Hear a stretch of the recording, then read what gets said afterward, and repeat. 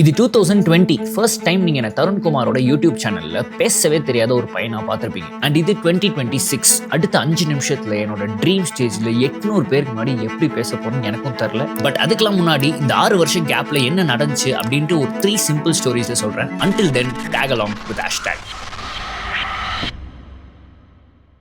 So இது story number 1, finding your alter ego. So 2000 அப்போ எம்ஜிஆர் நகர்ன்ற ஒரு ஸ்லம்ல தான் இந்த கதை ஸ்டார்ட் ஆகும். அதாவது என் அப்பா அம்மா ஒரு பொண்ணு வேணும்னு ஆசைப்பட்டப்ப பிறந்தது தான் என் அண்ணன். சரி திரும்ப ட்ரை பண்ணுவோம் அப்படின்னு ஆசைப்பட்டப்ப பிறந்தது தான் நான். எஸ், பிறக்கும் போதே ஒரு டிசப்பாயின்மெண்ட்டாக பிறந்ததுனால இதான் என் first disappointment of my life. Then வளர்றப்ப எனக்கு ஞாபகம் இருக்கிற மெமரிஸ் எல்லாம் என் தாத்தா குடிச்சிட்டு போய் எதாவது லேண்டை விற்கிறது, எங்கள் அப்பா அம்மா சண்டை போட்டுக்கிட்டே இருக்கிறது. அதுக்கும் மேலே சொல்லணும்னா எனக்கு நினைவு தெரிஞ்ச நாள்லேருந்து எங்கள் அப்பா என் கூடவே இல்லை. பிகாஸ் அவர் சிங்கப்பூரில் போய் எங்கள் ஃபேமிலியை பார்த்துக்கணும்னு வேலை செய்ய போயிட்டார். ஸோ இதான் என் ஃபேமிலி. அப்புறம் இப்படி எது தப்பு எது கரெக்டுனே தெரியாமல் வளர்ந்த எனக்கு ஸ்கூலில் போய் ஒருத்தன் லைஃபே மாறிடும் அப்படின்னு நினச்சா, இவன் செம்மையாக படிக்கிறான், இவன் செம்மையாக ஆடுறான், இவன் செம்மையாக பாடுறான், இவன் செம்மையாக கடலை போடுறான், அப்படியே இந்த சைடு என்ன திருப்பி பார்த்தா ஸோ அவ்வளோதான், நமக்குலாம் இங்கே ஒன்றுமே இல்லை, இவங்க சொல்கிற மாதிரி படிக்க தான் செய்யணும், நம்ம படித்து தான் முன்னேறணும் அப்படின்னு சொல்லி ஒரு முடிவு எடுத்தேன். பட் அந்த ஸ்கூலில் என்னை ஒரு ஸ்லேவ் மாதிரி ட்ரீட் பண்ணாங்க. அந்த டீச்சர்ஸ் என்னை கம்ப்ளீட் ஃபெயிலியராக மாற்றினாங்க. அங்கே இருந்த பசங்க என்னை கலாய்க்கிறது, புள்ளி பண்ணுறதுன்னு என்னென்னமோ நடந்துச்சு. இப்படிலாம் பண்ணி இந்த ஸ்கூல் லைஃபே எனக்கு ஒரு ட்ராமா தான். அதனால அந்த வயசுலேயே எப்படி இந்த முடிவெல்லாம் எடுத்தேன்னு தெரில. So I literally drop the system. Like சத்தியமாக 6 நாள் ஸ்கூலில் 5 நாள் லீவ் போட்டுருவேன், ஒரே ஒரு நாள் தான் போவேன். மீதி நேரம்லாம் ரோட்டில் சுற்றுறது, பெரிய பெரிய அண்ணாங்களோட சுற்றுறது, கிரவுண்டில் சுற்றுறதுன்னு இந்த மாதிரி உலகத்தை சுற்றியே நிறைய கற்றுக்கிட்டேன். அண்ட் அப்பவும் ஒரு மாதிரி லெஃப்ட் அவுட்டாக ஃபீல் ஆகும், என்னடா வாழ்க்கை இதுன்னு தோணும். பட் லிட்ரலி எனக்கு அப்போ தெரில இதுதான் என்னோட best decision of my life அப்படின்னு. பிகாஸ் எனக்குன்னு எதுவுமே இல்லைனாலும் இந்த சொசைட்டி பாக்ஸ் இதெல்லாம் விட்டு வந்ததுக்கப்புறம் தான் I found the first passion of my life, football. Literally ஸ்கூலை பொறுத்த வரைக்கும் ஒரு ஃபெயிலியராக இருந்தாலும் இந்த ஏரா ஆஃப் மை லைஃப் தான் என்னோட பெஸ்ட் ஃபேஸ். ஏன்னா ரொம்ப நாளாக குண்டாக இருந்தேன்னா ஃபுட்பாலால் ஒல்லியான, ரொம்ப நாளாக எதையுமே கற்றுக்காமல் இருந்தேன்னா என் காலுக்கடியில் பாலை வச்சுட்டு வாழ்க்கையவே கற்றுக்கிட்டேன். ரொம்ப நாளாக எனக்கும் யாரையும் தெரியாமல் யாருக்கும் என்னையும் தெரியாமல் ஒரு மூலையில் இருந்தேன்னா ஃபுட்பாலால் அவ்வளோ பேரை தெரிஞ்சுக்கவும் ஆரம்பித்தேன், அவ்வளோ பேருக்கு தெரியவும் ஆரம்பித்தேன். அப்புறம் என்ன, லைஃபே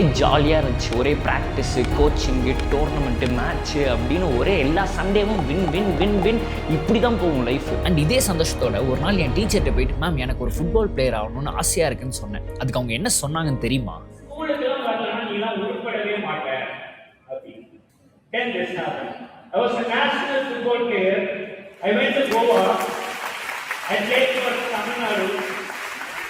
அண்ட் இந்த ஸ்டோரியிலேருந்து நான் ரியலைஸ் பண்ணதே என் ஃபர்ஸ்ட் பேஷனை கண்டுபிடிச்சதுக்கு இந்த 3 விஷயம் தான் காரணம். 1, ஒரு ஸ்லம்மில் பாவர்ட்டியை பார்த்து கேவலமான ஒரு சைல்ட்ஹுட் இருந்ததுனால தான் எனக்கு ஃப்ரீடம் வேணுன்ற ஒரு வெறி வந்துச்சு. 2, நான் ஸ்கூலுன்ற அந்த பாக்ஸ் ஸ்கூல்லையே மட்டும் இல்லாமல் இந்த உலகத்தில் வேறு என்னெல்லாம் இருக்குது அப்படின்னு க்யூரியஸாக இருந்ததுனால தான் நிறைய விஷயத்தை எக்ஸ்ப்ளோர் பண்ணி என் பேஷனை ரீச் பண்ணியிருக்கேன். 3, நான் இதை பண்ண மாட்டேன், எனக்கு அது பிடிக்காது அப்படி இப்படின்னு எனக்குன்னு லிமிட் செட் பண்ணாமல் எல்லாத்தையும் ட்ரை பண்ணேன். எல்லா ஆப்பர்ச்சுனிட்டியும் ஓகே சொன்னதால தான் எட் அகைன் என் பேஷனை என்னால் கண்டுபிடிக்க முடிஞ்சு. ஆனால் இன்னும் சில பேர் நான் இதெல்லாம் ட்ரை பண்ணியிருக்கேன் ப்ரோ, நான் எல்லாத்துக்கும் ஓகே சொல்லியிருக்கேன், எல்லாம் க்யூரியஸாக இருந்திருக்கேன், நான் பாவர்ட்டிலையும் இருந்திருக்கேன், ஆனால் இன்னும் என் பேஷனை என்னால் கண்டே பிடிக்க முடியலன்னு சொல்கிறவங்களுக்கு step 2, creating your alter ego. So நானும் வந்து லைஃபே மாறிடுச்சு, சூப்பர், இதுக்கப்புறம் ஃபுட்பால் பிளேயர் தான், மெஸ்ஸி, ரொனால்டோ அப்படி தான் யோசிச்சுட்டு இருந்தேன். பட் அப்போ எனக்கு தெரில என் லைஃப்பில் இப்படி ஒரு ட்விஸ்ட் வரும்னு. பிகாஸ் நான் சொன்ன மாதிரி டோர்னமெண்ட்ஸ், மேட்சஸ்னு எல்லாம் ஜெயிச்சுட்டு அடுத்த ஸ்டெப் என்ன அப்படின்னு யோசிச்சுட்டே இருக்கும்போது ஒரு கால் வந்துச்சு. வர சண்டே ஜெர்மனி, ஸ்பெயின் இந்த மாதிரி இன்டர்நேஷனல் ஸ்கவுட்ஸ்லாம் இங்கே வராங்க, ஒரு ட்ரையல்ஸ் இருக்குது, நீ அதில் பார்ட்டிசிபேட் பண்ணால் கன்ஃபார்மாக ஜெயிச்சு நெக்ஸ்ட் ஸ்டெப் போகலாம் அப்படின்னு சொன்னாங்க பாருங்க. எனக்கு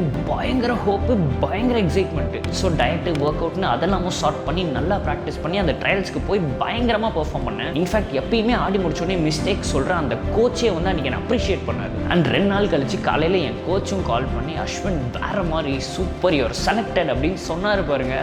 அவ்வளோதான், பிளாஸ்ட் cloud 9 அப்படின்ற மாதிரி இருந்தேன். லிட்ரலி நம்ம ஜெயிச்சிட்டோம் மாறா அப்படின்ற மாதிரி தான் இருந்துச்சு. பட் சேட்லி அப்போ தான் எனக்கு புரிஞ்சுது இந்த உலகத்தில் ஜெயிக்கிறதுக்கு டேலண்ட் மட்டும் பத்தாது, காசும் வேணும்னு.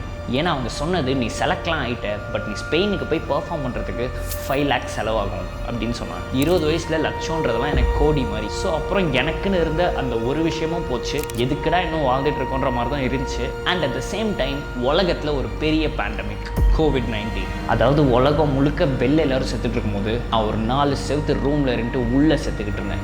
ஏன்னா எனக்கு வாழ்க்கையில் வேறு எதுவுமே தெரியாது. எனக்கு தெரிஞ்சதெல்லாம் அந்த ஃபுட்பால் மட்டும்தான். அப்புறம் என்ன, எல்லா படத்துலையும் டிப்ரெஷன் அப்போ என்ன ஆகும், சரக்கு அடிக்க ஆரம்பித்தேன், தம் அடிக்க ஆரம்பித்தேன், என்னென்னமோ பண்ண ஆரம்பித்தேன். எட் அகைன் என் பேரண்ட்ஸ்க்கு ஒரு பெரிய டிசப்பாயின்மெண்ட்டாக இருந்தேன் நானும் நினச்சேன். பட் சத்தியமாக எனக்கு அந்த மொமெண்ட்டில் தெரில, நான் ஃபெயிலியராக போன இதே ஃபுட்பால் எனக்கு ஒரு காலேஜில் ஸ்போர்ட்ஸ் கோட்டாவில் சீட்டு வாங்கி கொடுக்கும். ஆல்சோ இங்கே தான் கதையே ஸ்டார்ட் ஆகுது. பிகாஸ் நான் இந்த பாக்ஸ்லேருந்து வெளில வந்ததுனால தான் ஃபுட்பாலை கண்டுபிடிச்சேன். ஃபுட்பாலை கண்டுபிடிச்சதுனால தான் காலேஜில் ஸ்போர்ட்ஸ் கோட்டா சீட்டு கிடச்சிது. ஸ்போர்ட்ஸ் கோட்டா சீட்டு கிடச்சதுனால தான் மணினி என் ஸ்கூல் ஃப்ரெண்டை திரும்ப மீட் பண்ணேன். மணியை காலேஜுக்கு பார்த்ததுனால தான் அவன் இந்த கேங்குக்கே என்னை இன்ட்ரடியூஸ் பண்ணான். அண்ட் த பாயிண்ட் இஸ், இந்த கேங்கில் தருண்னு ஒருத்தன் யூடியூப் சேனல் ஆரம்பிச்சதுனால தான் நான் இங்கே நின்று பேசிகிட்டு இருக்கேன். பிகாஸ் நம்ம தருண் வந்து யூடியூப் சேனல் ஆரம்பித்த இனிஷியல் டேஸ்லேயே இந்த கேமரா செட்டப்பு, லைட்டிங் இதெல்லாம் எப்படி ஒர்க் ஆகுதுன்னு தெரிஞ்சிச்சு. மக்களுக்கு பிடிச்ச மாதிரி ரிட்டென்ஷனோட எடிட்டிங் எப்படி பண்ணணும்னு கற்றுக்கிட்டேன். அண்ட் அது மட்டும் இல்லாமல் Tarun 1 crore rupees revenue earn பண்ணுறப்ப நம்ம லைஃப் இன்னும் முடியல, ஆன்லைனில் ட்ரை பண்ணலாம் ஒரு புது ஹோப்பே வந்துச்சு. அண்ட் இதை பார்க்குற நிறைய பேருக்கு எலான் மஸ்க், சூப்பர் ஸ்டார்னு பெரிய பெரிய இன்ஸ்பிரேஷன்ஸ் இருக்கலாம்.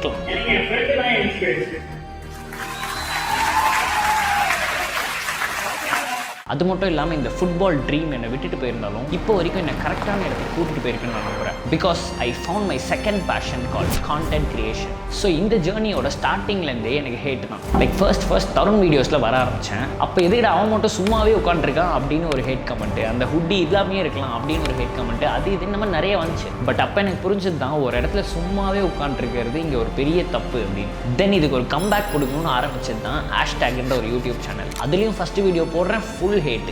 இன்னும் வீடியோஸ் போடுறேன், ஹேட். அவுட் ஆஃப் த பாக்ஸாக ஏதாவது வீடியோ போடுவோன்னு பார்த்தா ஹேட். எனக்கு இதை பண்ணுறதுக்கு ரொம்ப பிடிச்சிருந்துச்சு. எனக்கும் அந்த ஹேட் கமெண்ட்ஸ்லாம் தாண்டி நிறைய குட் கமெண்ட்ஸ் நல்லா பண்ணுறீங்கன்னு வந்துச்சு. தட்ஸ் when I realized இந்த வாட்டி நான் என் பேஷனை கண்டுலாம் பிடிக்கல, கிரியேட்டே பண்ணியிருக்கேன் அப்படின்னு. பிகாஸ் எல்லாருக்குமே இங்கே ஒரு பேஷன் தான் இருக்கும், அது போயிருச்சுன்னா வேற இல்லை அப்படிலாம் கிடையாது. Your fashion keeps evolving. So நீங்கள் அதுக்கேற்ற மாதிரி அடாப்ட் பண்ணி அதை கிரியேட் பண்ணணும். சூப்பர் ப்ரோ, பேஷனெல்லாம் கண்டுபிடிச்சிட்டிங்க, லைஃப்லையும் ஜெயிச்சிட்டிங்களா, பேஷன் கண்டுபிடிச்சா லைஃப்பில் ஜெயிச்சிடலாமா அப்படின்னு கேட்டிங்கன்னா அவ்வளோ ஈஸி இல்லை ப்ரோ.